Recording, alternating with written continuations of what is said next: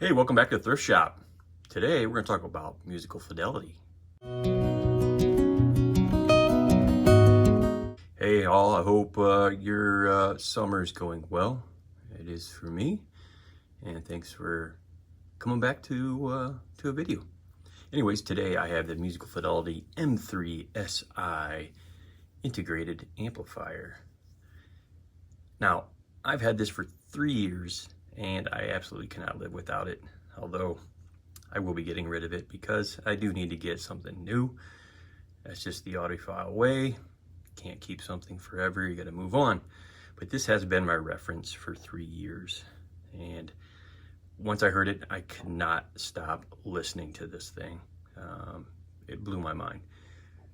Musical fidelity, M3si, is not the bottom end of the musical fidelity line, but it is down at the bottom. There is the M3si, which basically some say is the same amplifier, just minus a few features. The M3si is 72 dB or 72 watts.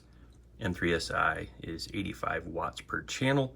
It is a dual mono design, although it's quasi dual mono because it has one toroidal transformer, and both outputs come from that power source. So but for $15.99, this is an amazing steal, and it doesn't look like it. I mean, it's kind of old school. I guess this style will live forever. It's not one of those things that comes and goes. It's got a screen that's going to go bad. It doesn't have a streamer.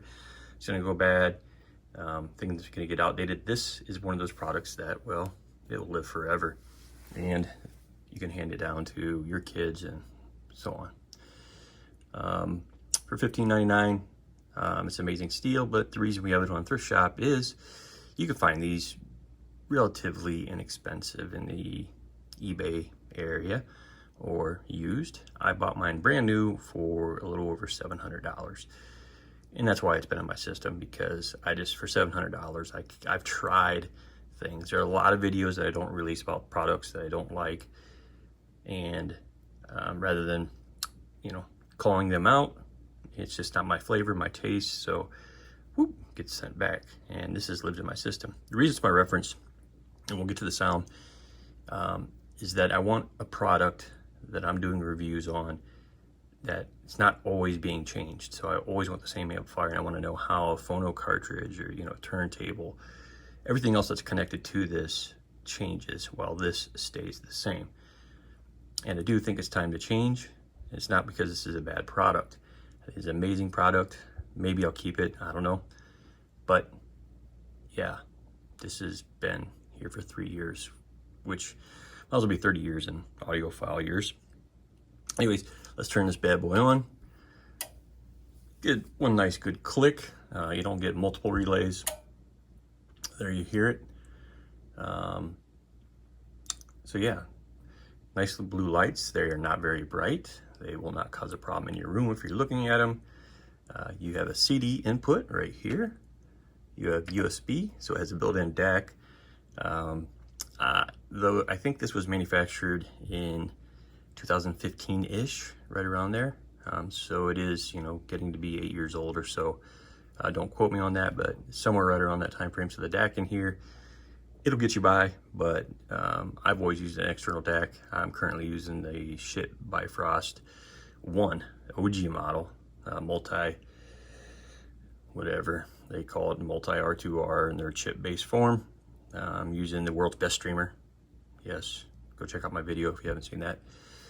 You have a built-in moving magnet phono amplifier, and it's rather good. I did have the LP V90 or something like that from Musical Fidelity, which was better. It was better than the built-in phono, but this will get you by. If all you want is an entry system, here you have it. You have phono, sounds good. You have, if you want to connect a tuner to it, I wish they would just call it auxiliary 1, although they already have auxiliary 1 here, and included as a home theater bypass, and auxiliary 2. So it would have been best if these had just been aux 1, aux 2, aux 3, but they call it tuner. So basically, you're getting four analog inputs on this. One DAC, one USB DAC, and one phono. So pretty good for this, again, especially for what I paid for it. It also has infrared remote, and I've seen these remotes. I actually have a CD player from the early 2000s. It has the same remote. So this is like a 20-year-old remote that they're still shipping out with their product. So yeah, it's kind of cheesy, but you know, it works. It does all the functions if you have all their products. If it ain't broke, don't fix it. It works. I really don't use it though. I get up and do stuff by hand, but you may differ. Volume knob is rather nice. Got a good feel. I love this layout. It does look kind of old school. I do like the one big volume knob in the middle. Knob feels great. I pretty much, you can see the notch right here.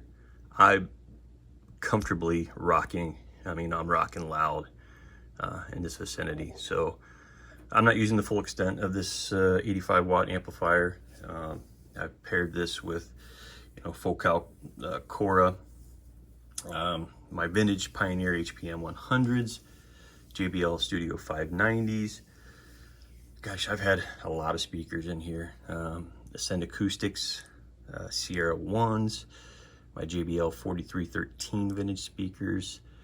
I have a whole host of vintage JBL. I kind of collect those. I got them when they were cheap before they went expensive, so I have a whole bunch. Yeah, every speaker goes through this, and it's powered everything to perfection. Now, most importantly, let's get to the sound. I will show you the rear. Actually, let's do the rear right now. All right, let's look at the back of this thing.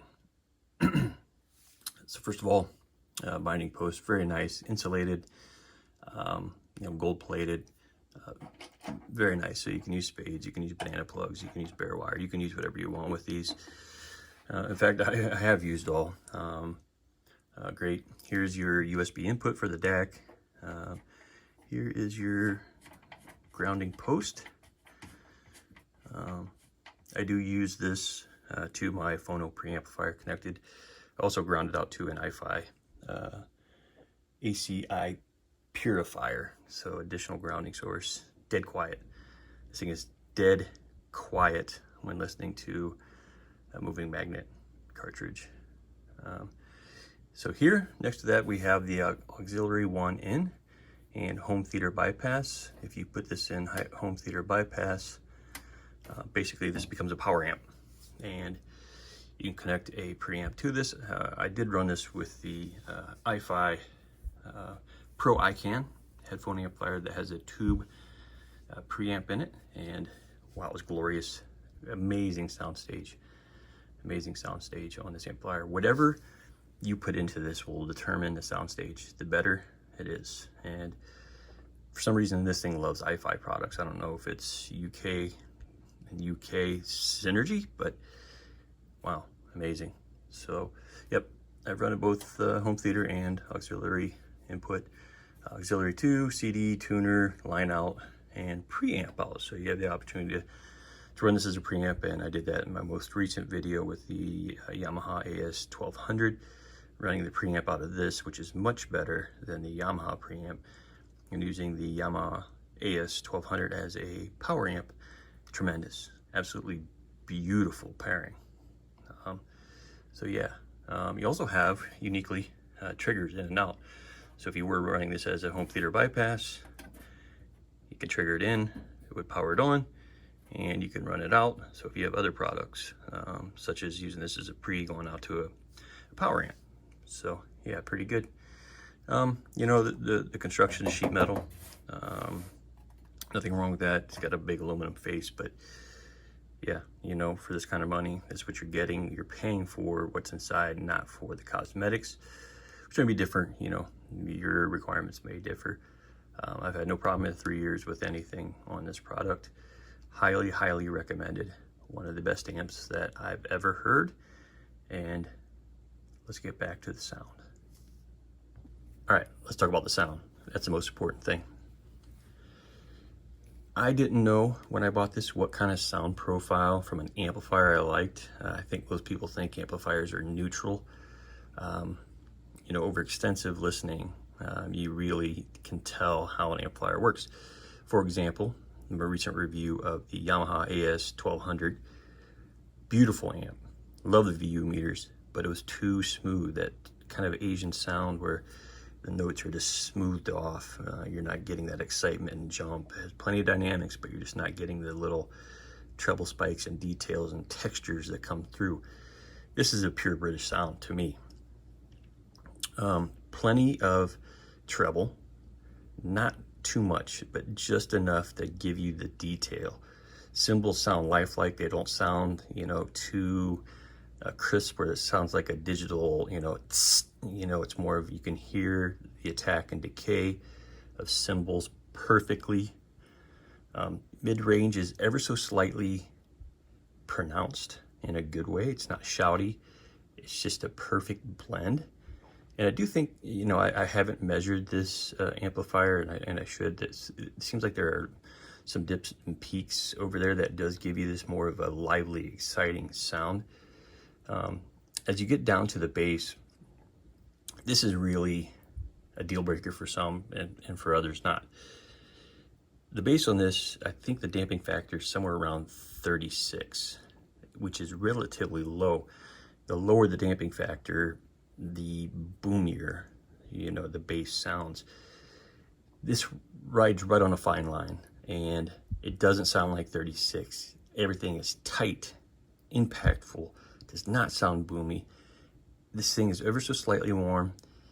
I would not call it V-shaped, but it gives you just enough of a bass density due to the damping factor that it fills in the gaps. Where if you have a Class D amp and it may be off the charts damping factor, or a Hagel, at 2500 or whatever the number is, 3000, that's so tight and so grippy that sometimes the music is recorded well, just like Chris Cornell songbook. It's recorded so well, but if you have too high of a damping factor, it sounds like he didn't use a pop filter or whatever. You just get those poof, the voices are hitting the microphones, and it just excites your whole speaker and kind of destroys the performance. So damping factor is something real. Not all manufacturers provide their information. This one, you have to find it on the old interwebs. It is 36. To me, it's the perfect blend. Give you the warmish, not too tightish, not boomy. It's such a fine line that Musical Fidelity came up with this. And I just absolutely love it. That's why this thing has been here for 3 years. So I highly suggest, if you find one of these in the open market, if you can find it for $700 to $800, absolute steal. This will be a lifetime product for anybody. It may not be the M3si. You don't need, the 200 watts or the 300 watts that the upper end Musical Fidelity amplifiers have. 85 watts out of this thing is a ton.